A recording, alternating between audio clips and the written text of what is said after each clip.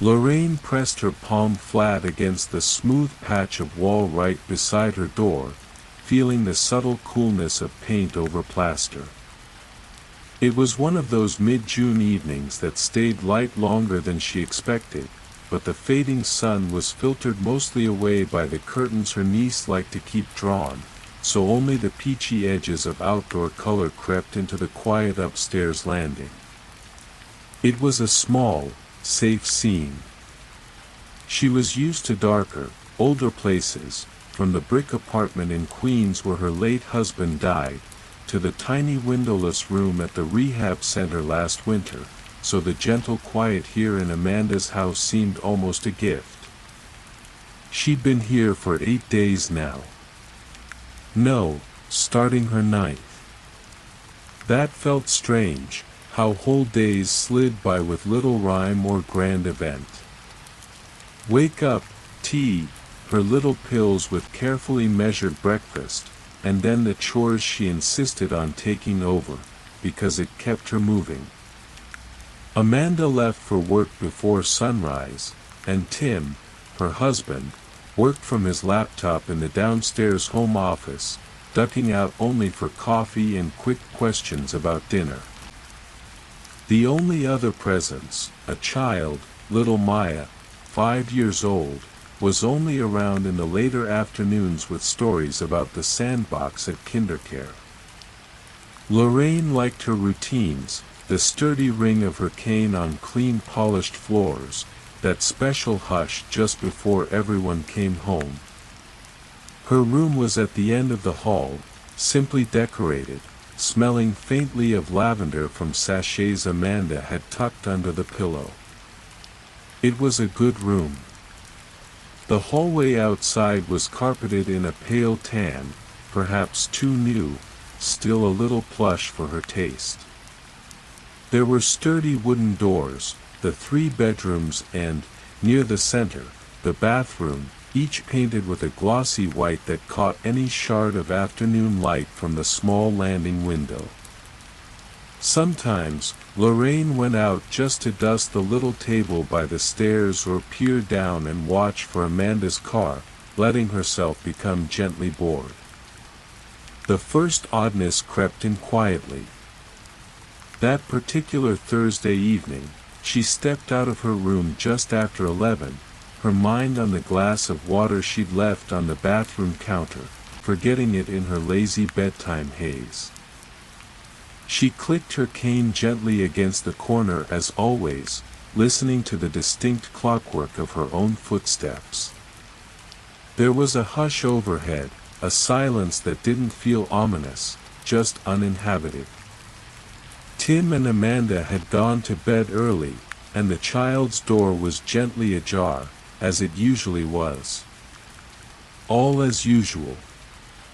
Except, as she walked those 13 steps, she'd counted them several times in restless moments, the journey seemed a notch longer.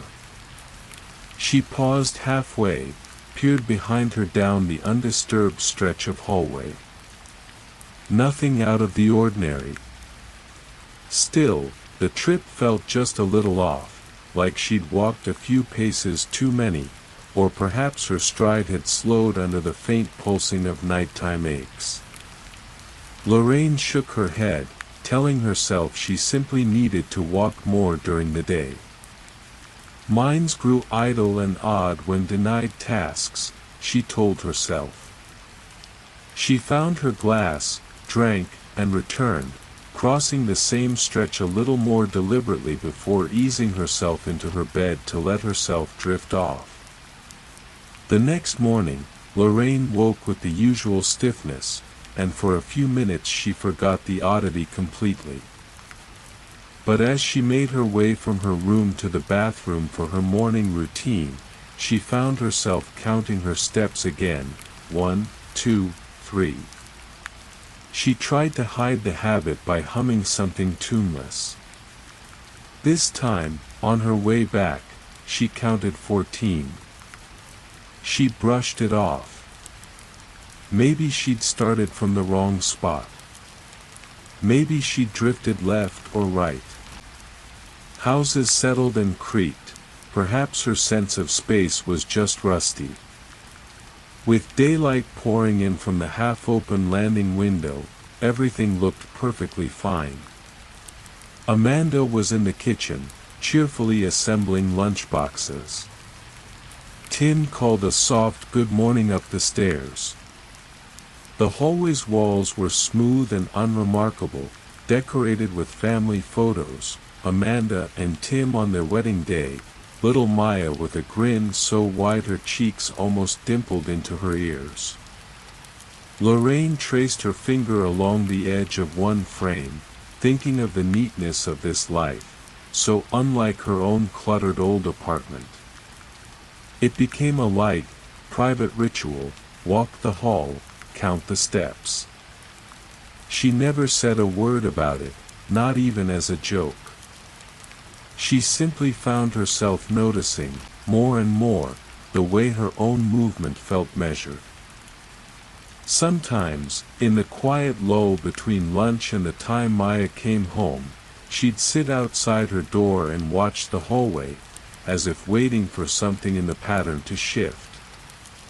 She checked the bathroom lock that afternoon, running her hand over the familiar old-fashioned latch.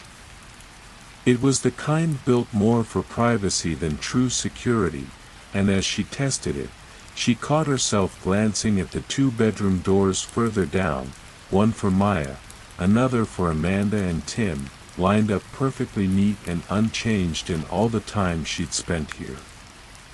Of course, she reassured herself, nothing was out of place.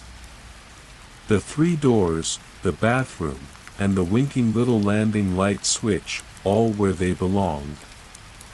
Yet, that feeling of stretched space tugged at the edge of her mind. That night, she stepped carefully from her bedroom with her cane in one hand and her slippers making almost no sound. She moved slowly, counting again, 1, 2, 3, all the way to 15. She paused, turned, and counted her way back. The stretch felt longer, or perhaps her nerves were playing up. She reminded herself that idle thoughts could fill any void. The days slid by in this gentle routine. Morning perhaps brought more muscle aches, but the newness of her bedroom slowly wore off, and the carpet in the hallway started to show the barest hint of a track where she walked most. Some evenings, after Maya was tucked in, Lorraine would sit at the far end of the hall in an old chair Amanda had set up for her by the window, looking out at the neighbor's yard, watching for the faint flicker of porch lights going out. She noticed things, like how the hall light made a sleepy glow on the freshly painted wall, how the baseboards looked stubbornly the same, and how, when she shut her eyes for a long handful of seconds, she could still imagine the precise shape and length of the corridor behind her. Yet any time she measured with her pace, she felt the tiniest hesitation: the hallway still felt a little too long. Not glaringly, not so much that she would mention it, but enough that it made her more cautious at night, though nothing ever seemed to come of her worry. One Thursday evening, Amanda lingered as Lorraine cleared plates. "Are you sleeping okay up there? I know it's a new space, and we're all getting used to this," she said, almost sheepish. Lorraine smiled, waved it off. "Just a little old lady fussiness. Sleeping like a baby. The house is lovely." That was the truth, so far as she wanted it. But after Amanda went to bed, Lorraine sat listening to the quiet house. There was nothing to hear except a clock in the living room below, the soft rumble of distant traffic, maybe Tim's gentle laugh at something on TV. The hallway above her stood in shadow, undisturbed. Soon enough, routine called again. She needed her nighttime water. She needed to check the window, make sure it was secure. So she rose, picked up her cane, and stepped into the dim corridor. As she moved, her count went to 16. She stopped, letting the numbers run through her head. Had it always been 16? The wall at her left felt a little farther away, as if the house were stretching in its sleep. She made herself laugh quietly. Houses did that, didn't they? Settling, breathing, making old beams creak and carpets shift. She wouldn't let herself fret. Still, when she got back into bed, Lorraine didn't drift off as easily. She lay there, eyes open, ears pricked for any irregularity. Nothing came. Just the comfortable night, and the gentle feeling that the hallway, somehow, was waiting with her. And so the days cycled onward, quiet and calm, with only the subtlest feeling that something ordinary had grown quietly, impossibly altered. Lorraine carried herself through the following week with a polished calm, careful not to betray any strangeness to Amanda or anyone else in the household. Mornings began with her usual stiffness, but her body seemed to adjust to the routine of the polished suburban home. She noticed, sometimes during breakfast while listening to Amanda's light chatter about work schedules and swim lesson sign-ups, that she was paying more attention to her own reflection in the mirror, searching her face for signs of confusion or slips in memory. Everything looked as it should. But the hallway persisted in her mind. Each afternoon when the house grew quiet and sunbeams shifted from direct to a milky gold, Lorraine made her regular slow trip from her bedroom to the bathroom. She counted. Sometimes, in her slippers, she lost track and had to start again. 17. The number nagged at her like a pebble in an otherwise perfect shoe. She inspected the hallway's length one morning, using more than her usual tools. She stood at the far end, squinting, and started to count tiles and the wooden slats in the baseboard. She knew from her years in New York that walls could play tricks on old eyes, but there was something in the sheer uniformity that unsettled her rather than soothed. There were 3 bedroom doors, the bathroom, and a linen closet at the midpoint. Each door had the same handle, cool and slightly curved. Nothing was new, but nothing was exactly how she remembered, either. Lorraine tried to test her own sanity by asking Maya, in the kindest possible way, to count her steps as she dashed from the bathroom to her bedroom one day. Maya laughed and leapt with childish vigor, counting each hop. She counted 12, squinting back at Lorraine's furrowed brow. "You forgot to take big steps like me, Nana," she giggled, and ran into her room.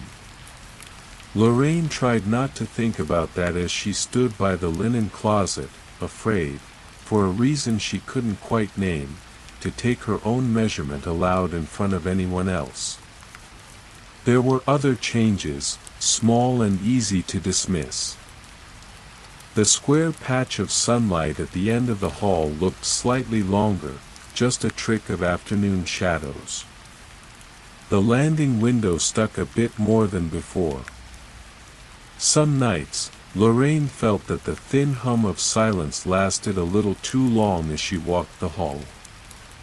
She told herself it was the hush of new suburbs, different from the city background noise she once found comforting.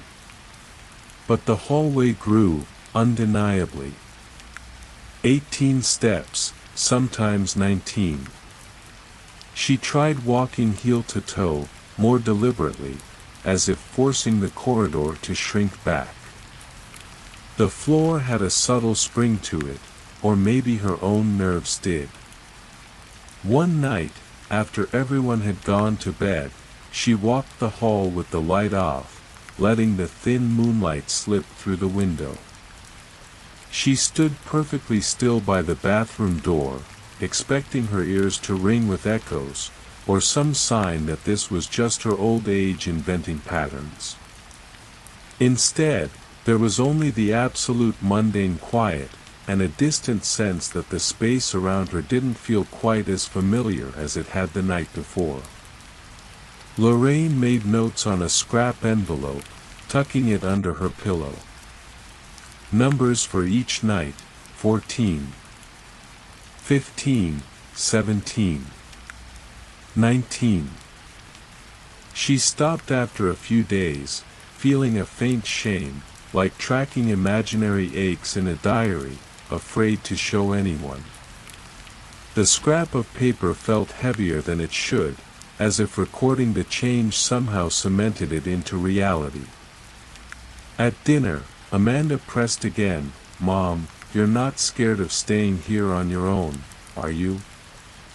Lorraine smiled, reassuring, "This house is the quietest place I've ever lived." And it was. The only disruption was her own strange sense of the hallway. Once, while dusting the picture frames, Lorraine stopped at a family photo showing the exact same hallway as it had been a year ago, carpeting a lighter shade before Amanda had it redone. In the picture, the rooms seemed closer together. She traced her finger from door to door in the photograph, then turned and looked at the distance in reality. A subtle push of unease pressed at her chest. Kept busy by small tasks, Lorraine did her best not to focus on the corridor. The days pressed on, filled with errands, TV, and slow-cooked dinners. If the hallway's length bothered anyone else, they never said. The carpet, though, now showed a slightly uneven path, as if heavy feet, or a repeated journey, had pressed a track into the plush fibers. Lorraine asked Amanda about it over tea, and Amanda looked puzzled. "I love that you're wearing it in for us," she joked. Some evenings, Lorraine stayed up later than usual, choosing to linger in the downstairs den with a book. She found herself dreading the long walk at night, feeling exposed in the empty corridor. She took to leaving the landing and bathroom lights burning, even when Amanda chided her gently about the power bill. "Old people like brightness," Lorraine quipped, trying to keep the subject light. But alone, late at night, with lights on, the hallway looked almost unfamiliar, stretched, empty, echoing in a way no hallway in a friendly family house ever should. Small details began to shift. The linen closet, always tucked in at the midpoint, felt as if it had migrated a little further from the bathroom. The light fixture overhead, a dull circular plate, seemed a step farther from the baseboard each night. Lorraine dared herself to memorize each detail, but they remained stubbornly unsettled in her mind. One Tuesday night, Lorraine woke needing the bathroom. She rolled over, checked her watch, 3:17 a.m., and sat up, reaching for her cane. When she opened her door, the stretch of hallway beyond looked almost unfamiliar. She started her count. 1, 2, 3. 19. 20. There was an extra panel of baseboard, she was certain. The little table by the stairs looked farther away, as if forced toward the landing. Lorraine pressed her palm to the wall and waited, hoping the dizziness would pass. When she reached the bathroom door, her heart thudded with a quiet fear she refused to show on her face in daylight. She dressed the next morning a little slower, paying extra attention to every step. She hesitated by her own door, feeling as though her presence alone added to the sense of long distance in the corridor. Crossing to Maya's room for their morning hug, the trip felt even longer. 21 steps, which made her breath catch in her chest. Some mornings, Lorraine heard faint shifting noises through the walls, in the silent way a house expands or contracts, she assumed. But the rhythm was off, 3 soft thumps, then a pause, then a quiet shuffle. No distinct voices or footsteps, just the subtle suggestion of life beyond the walls and places that no one should be. She tried to tell herself it was simple acoustics, the way noise moved strangely in a quiet new house. But a doubt pressed into her mind, as if the hallway itself was gently filling up with space where it shouldn't. Lorraine started avoiding long, direct walks down the hallway. She'd find an excuse to linger by the window, pausing by each family photo longer than necessary, determined to fix the distances in her mind with careful focus. She found herself wanting to open every door, to check where each one truly led. She resisted, embarrassed by her own anxiety. One evening, she went to retrieve Maya's library book from the child's bedroom.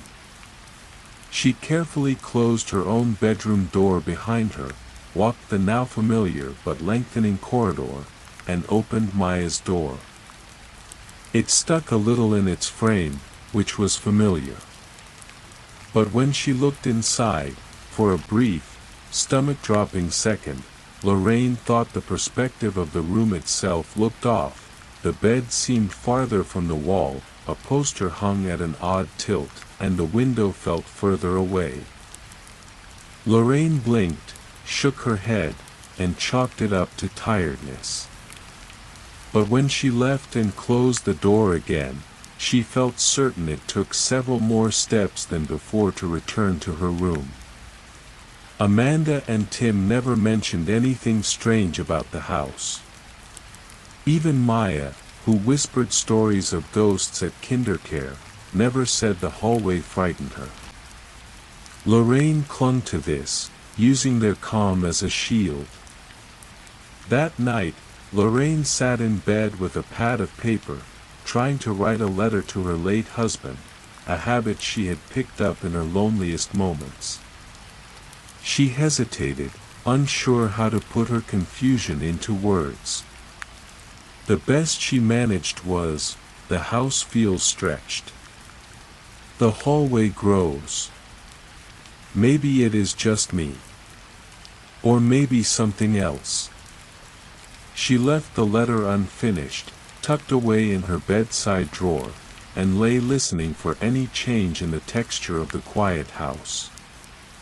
Her dreams that night were strange but not frightening, memories of long corridors, train platforms, childhood schools.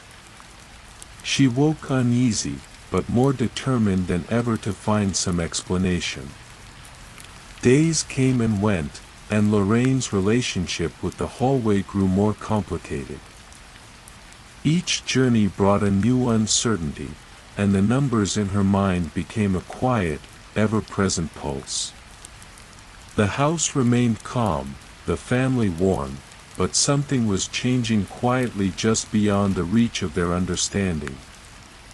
The strain of the hallway's quiet shifting began to weigh down on Lorraine in ways almost too gentle to notice at first. Yet, by the end of the 3rd week, every trip from her bedroom was measured against an anxious tally of steps and a growing reluctance she tried not to show. She tucked her counting away behind polite routines, watching Maya's cartoons in the den, helping fold laundry, joining Amanda on short walks around the block, yet the feeling remained with her, growing larger in empty hours and at odd times, like during that late afternoon hush just before the streetlights blinked on. Lorraine thought about speaking up several times, but each opportunity wilted as quickly as it arose. Amanda would be mentioning something about new shelves for Maya's room. Tim would come and go, typing on his laptop with the harried focus of someone always mildly late. Even Maya, whose presence usually steadied Lorraine's nerves, seemed wrapped up in her private world of play. Lorraine rehearsed her concerns to herself, quietly, in those lingering minutes between laying down in bed and sleep finding her. But in the sticky darkness, her worries always felt foolish, small, too easy for others to dismiss. Still, the hallway seemed to recognize her silence. In the mornings, it felt somehow wider, stretching out in both directions, not so much that it looked different, but just enough to make each walk feel arduous.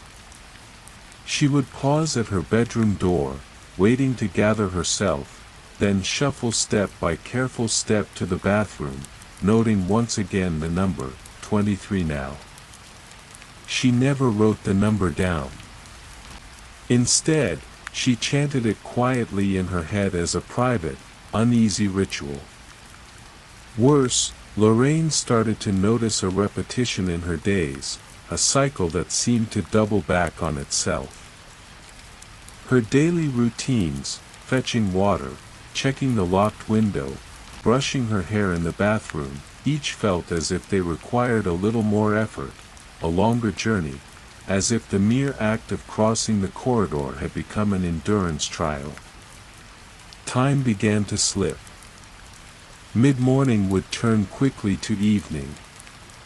Sometimes lunch came and went, and she'd later struggle to remember what she'd prepared. Lorraine worried this was forgetfulness, or perhaps a side effect from her medication. Yet the rest of her senses felt sharp, alive to every nuance of floorboard creak and faint draft slipping over her ankles. The physical details of the hallway began to shift in eerily subtle ways. The family photographs, all arranged in a row along the right-hand wall, seemed farther apart now. The sun-bleached spots on the carpet, caused by that fragile afternoon sunlight, no longer lined up with the baseboards as they had. The linen closet's handle was a finger's breadth farther from the next door than she recalled. She often stopped in the middle of the corridor, palm pressed against the cool plaster, breathing quietly, as if expecting some hidden force to reveal itself. It was in these moments of stillness, standing with the house silent, the only movement her own shallow breathing, she started to think about old memories of apartments, shaped by years and life's slow erosion.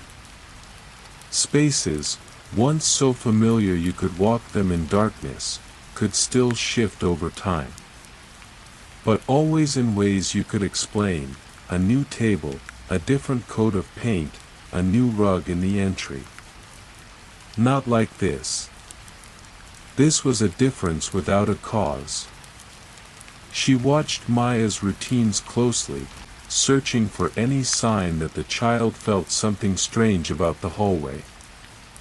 But Maya bounded to and from her room, skipping over the plush carpet, humming songs about frogs and princesses. If Maya noticed any oddness, she never said.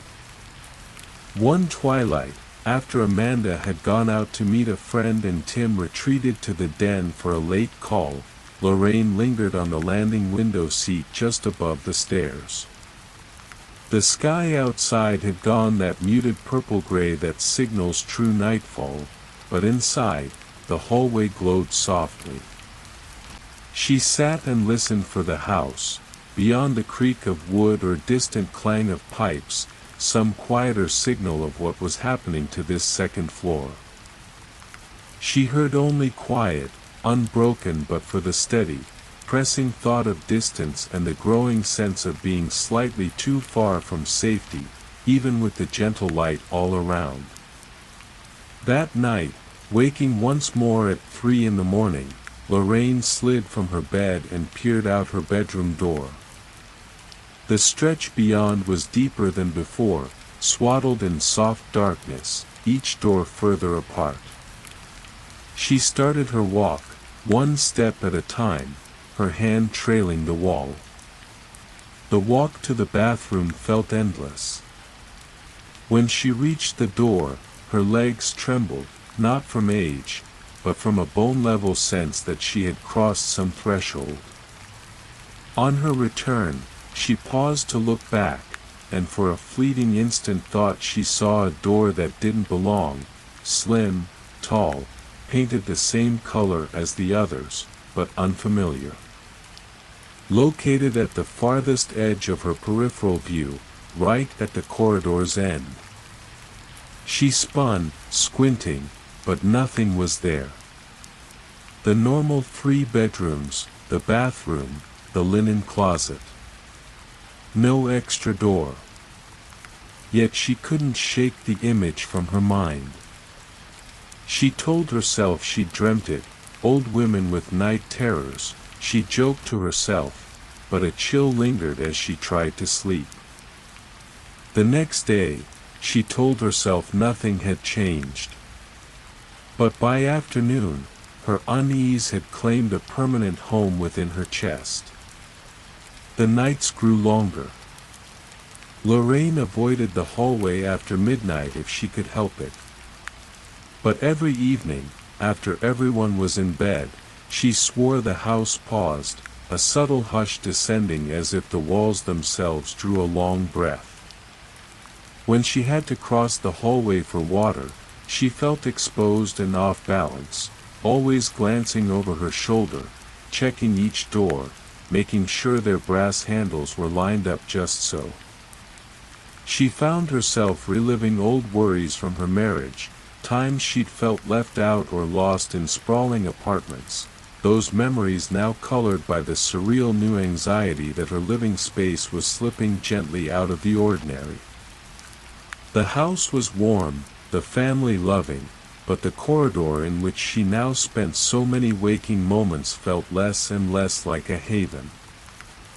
One gray morning, Lorraine made it a task to open every door in the hallway, carefully peering into each room, Amanda and Tim's bedroom, perfectly neat, Maya's room, scattered with toys and books, the bathroom, as always, the linen closet, full of orderly towels and cleaning supplies. Yet each return to her bedroom felt strangely delayed, as if each walk was tugged out of time and space.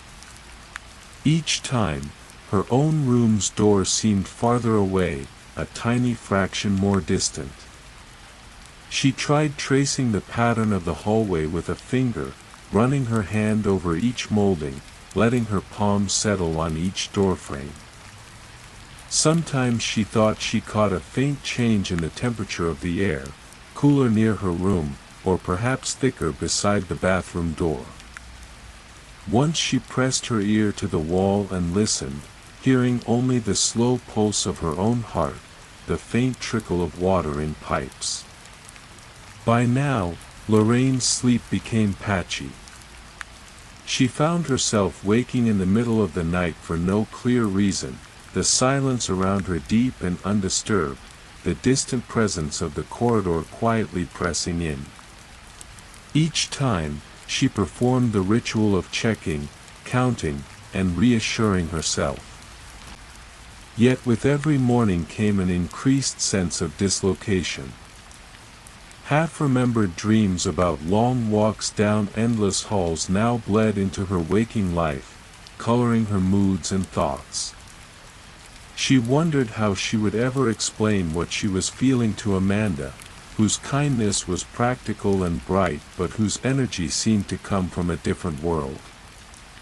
Lorraine missed having someone her own age to confide in, someone who might have experienced such subtle oddities, who wouldn't dismiss them as nerves or the drift of old age. Yet she remained silent, her secrets folded tightly away between her memories and the unused letter in her drawer. The hallway had become, in its quiet persistence, a living, stretching thing, a gentle, ever-changing expanse Lorraine could neither trust nor truly challenge. She told herself it was just time, or healing, or age. But as the days bled together, and the corridor grew ever longer, she felt herself letting go of certainty 1 inch at a time.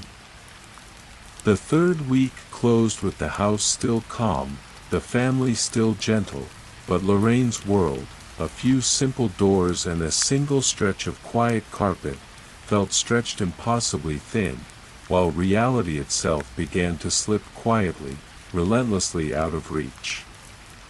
The early summer dusk curled down quietly outside, drawing the neighborhood into a hush of soft light and leaf-shadowed stillness. Lorraine sat in the high-backed chair by her bedroom window, overlooking the tops of distant maples, her hands folded in her lap, her gaze trailing where the sun's orange smudge touched the far rooftop. In the silence, the only movement she heard was the slow, regular tick of her bedside clock, paired with a leftover warmth from the day easing out through the glass. Inside her mind, the numbers still pulsed gently, 23, 24, now brushing 26.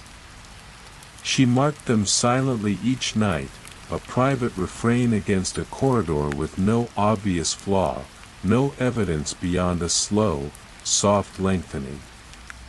She'd stopped writing them down weeks ago.